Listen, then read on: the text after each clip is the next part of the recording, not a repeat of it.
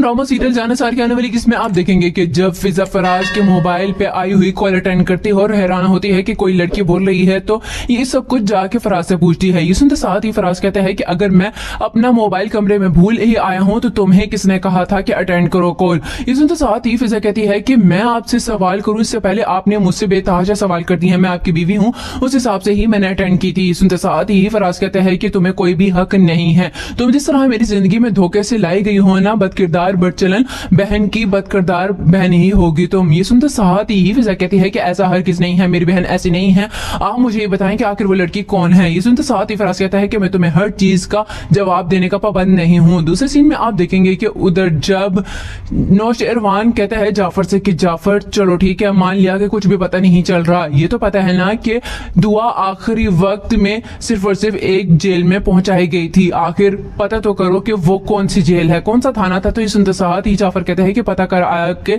मैंने आपको बता दिया था, शायद आप ही भूल गए हैं। ये सुनते साथ ही नौशेरवान कहते हैं कि कुछ भी हो किसी भी तरह सुराग निकालना ही होगा। ये सुनते साथ ही जाफर कहता है कि मैंने हर मुमकिन कोशिश कर ली है लेकिन दुआ का तो कुछ पता ही नहीं है, ऐसे जैसे उसे जमीन खा गई है। ये सुनते साथ ही नौशेरवान आप से बाहर होता है और कहता है कि खबरदार जो तुमने ऐसे अल्फाज कभी दोबारा इस्तेमाल किए, मेरी जान है वो और मैं ऐसा नहीं सुनूंगा।